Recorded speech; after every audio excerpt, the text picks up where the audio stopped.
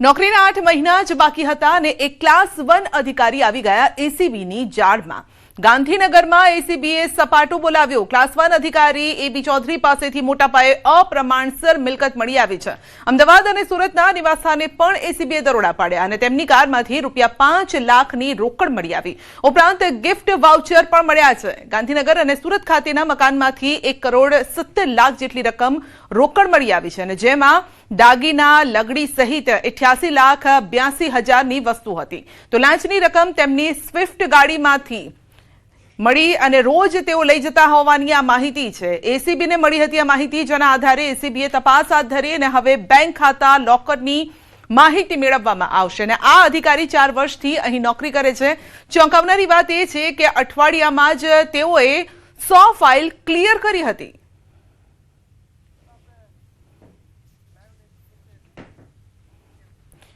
તો અધિકારી આવી ગયા એસીબીના સકંજામાં। વધુ અપડેટ મેળવીશું કીર્તેશ પાસેથી। કીર્તેશ આપની સાથે જોડાઈ ગયા છે। જી કીર્તેશ, અપ્રમાણસર આ મિલકત મળી આવી છે, શું અપડેટ?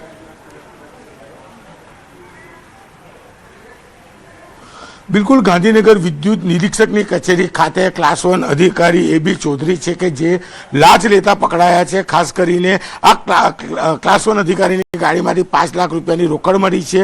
અમદાવાદ અને સુરતના નિવાસ સ્થાને કહી શકાય કે એસીબી દ્વારા સર્ચ કરતા અપ્રમાણસર મિલકત મળી આવી છે। ગાડીમાંથી 5 લાખ રૂપિયા, ખાસ કરીને 730 જેટલા વાઉચરો મળી આવ્યા છે। દાગીના લગડી મળીને 88 લાખનો મુદ્દામાલ કબજે કરવામાં આવ્યો છે। કહી શકાય કે તેમના ગાંધીનગર અને સુરતના નિવાસ સ્થાને 2,64 લાખ રૂપિયા જપ્ત કરવામાં આવ્યા છે। લાંચની રકમ તેમની સ્વિફ્ટ ગાડીમાંથી મળી આવી છે। બેંક ખાતા અને લોકરોની વિગતો મેળવવાની શરૂ કરવામાં આવી છે।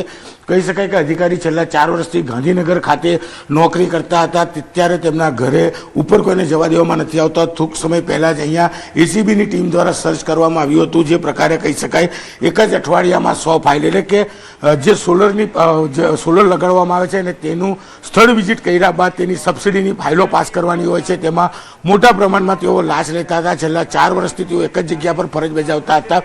કહી શકાય એસીબીને જે પ્રકારની વિગતો મળી હતી, હું બહારનો એપાર્ટમેન્ટની જગ્યા બતાવવા માંગીશ કે જે પ્રકારે એપાર્ટમેન્ટ છે, આ એપાર્ટમેન્ટના 4થા માળે 405 નંબરના બિલ્ડિંગમાં તેઓ રહેતા હતા અને તેમના સુરત અને ગાંધીનગરના નિવાસ સ્થાને સર્ચ કર્યા બાદ 2 કરોડ કરતાં વધુની રોકડ મળી આવી છે। અપ્રમાણસર મિલકત મોટા પ્રમાણમાં મળી આવી છે। એસીબી દ્વારા સર્ચની કામગીરી શરૂ કરવામાં આવી છે। કહી શકાય કે સર્ચ દરમિયાન મોટા ખુલાસા થાય તેવી શક્યતા છે, પણ સોલર પેનલની સબસિડી પાસ કરવા માટે અધિકારી દ્વારા મોટા પ્રમાણમાં લાંચ લેવામાં આવતી હતી અને આ તમામ વિગત ગાંધીનગર એસીબીની ટીમને મળતા ગાંધીનગર એસીબીની ટીમ દ્વારા આ એબી ચૌધરીને ઝડપી પાડવામાં આવ્યો હતો। તેમના ગાંધીનગર અને સુરત ખાતે આવેલું સુરત વીઆઈપી વેસુ સૌથી હાઈ પ્રોફાઇલ વિસ્તાર છે અને આ વિસ્તારમાં તેમનું ઘર આવ્યું છે।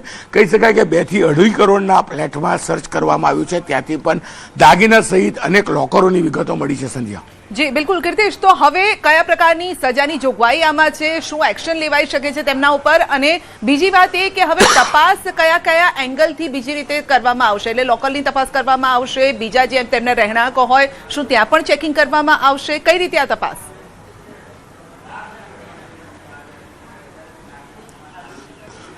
બિલકુલ, અધિકારીની જે અપ્રમાણસર મિલકત મળી છે તેની તપાસ કરવામાં આવશે કે તેઓ પૈસા ક્યાંથી લાવ્યા, મિલકત કોના નામે લીધી છે, તેમના સગા સંબંધીઓની પૂછપરછ કરવામાં આવશે અને જો આંકડો વધારે આવ્યો તો તેમના વિરુદ્ધ ગુનો દાખલ કરવામાં આવશે।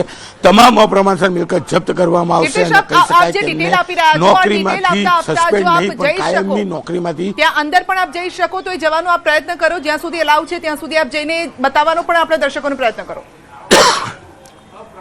બિલકુલ અહીંયા આગળ તેમનું ઘરનું બોર્ડ છે, 4થા માળે રહે છે અને અહીંથી 4 માળ તેમના ઘરે ચડવા પડશે। હું દ્રશ્ય બતાવવાનો પ્રયાસ કરીશ કે 4થા માળે તેમનું ઘર છે અને અહીંયા સિક્યુરિટી જવા દેતી નથી, ત્યારે ચોક્કસપણે અમે 4થા માળે જવાનો પ્રયાસ કરીશું શું કેવું છે, કારણ કે જે પ્રકારે તેમનું 4થા માળે તેઓ પકડાયા બાદ તમામ પ્રકારની તપાસ કરવામાં આવશે, તેમના વિરુદ્ધ ગુનો દાખલ કરવામાં આવશે, તેમની મિલકતની તપાસ કરવામાં આવશે અને જો મિલકતમાં અપ્રમાણસર મિલકત મળી આવશે તો ચોક્કસપણે કહી શકાય કે તેમના વિરુદ્ધ ગુનો દાખલ કર્યા બાદ તેમની ધરપકડ પણ કરવામાં આવશે, તેમની અપ્રમાણસર મિલકતો જપ્ત કરવામાં આવશે।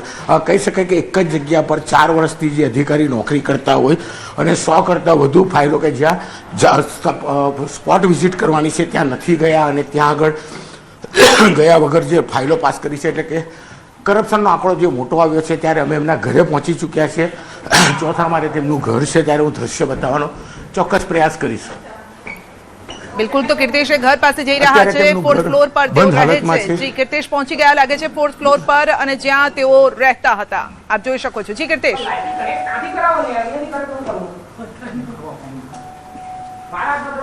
બિલકુલ, આ એમનું ઘર છે. એબી ચૌધરી અહીંયા રહેતા હતા. અહીંયા ગઈકાલે સર્ચની કામગીરી કરવામાં આવી છે. સુરત અને ગાંધીનગરના જે ઘર છે ત્યાંથી મોટા પ્રમાણમાં રોકડ મળી આવી છે. ત્યારે કહી શકાય હાલ ઘરમાં કોઈ નથી, અને જે પ્રકારે હવે તપાસનો ધમધમાટ શરૂ થશે, ચોક્કસપણે મોટી કાર્યવાહીની શક્યતાઓ છે. અને જી બિલકુલ, તો આપ આ દ્રશ્યો પણ જોઈ શકો છો. જી કીર્તિશ, આપણે બેલ વગાડ્યો, કોઈ દરવાજો નથી ખોલી રહ્યું અત્યારે ત્યાં?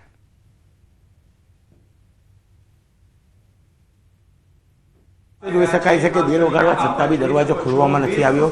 ગાંધીનગર અને સુરતના તેમના ઘરે સર્ચ કર્યા બાદ 2 કરોડ કરતાં વધુની રોકડ મળી આવી છે, અને જે પ્રકારે અપ્રમાણસર મિલકત છે તેને લઈને હવે એસીબી વિભાગ દ્વારા તપાસ શરૂ કરવામાં આવી છે. ગાંધીનગરની ટીમ અને સુરત એસીબીની ટીમ સંયુક્ત આ કામગીરી કરી રહી છે. જી બિલકુલ કીર્તિશ, આપનો આભાર અમારી સાથે જોડાવા બદલ. તો આપ જોઈ શકો છો ગ્રાઉન્ડ ઝીરો પર અમારી ટીમ પહોંચી છે. ઘરે અત્યારે કોઈ નથી, બેલ વગાડવા છતાં કોઈ પણ દરવાજો અત્યારે ખોલી નથી રહ્યો. તેનો મતલબ એ કે ઘરમાં કોઈ નથી, અને અપ્રમાણસર મિલકત હવે એક્શન કઈ રીતે લેવાય છે તે જોવાનું રહેશે, અને હજુ કોણ કોણ તેમની સાથે સંડોવાયેલા છે તેની પણ તપાસ થઈ રહી છે. વોચમાં રહેલ અને તેમની ગાડીમાંથી અમને 5,51,730 ની રોકડ અને અન્ય ગિફ્ટ વાઉચરો મળી આવેલ. તેઓના ગાંધીનગર અને સુરત ખાતેના મકાનો અને ગાડીમાંથી કુલ 1,76,14,970 ની રોકડ રકમ અને 88,82,910 ની અંદાજિત કિંમતના સોના ચાંદીની લગડીઓ, દાગીના અને સિક્કાઓ મળી આવેલ. આગળની તપાસમાં તેઓના બેંક ખાતાઓની માહિતી મેળવવામાં આવશે. તેઓના અને તેમના કુટુંબીજનના મિલકતોની માહિતી મેળવવામાં આવશે. 8 મહિના બાકી છે. મૂળ સુરતના છે.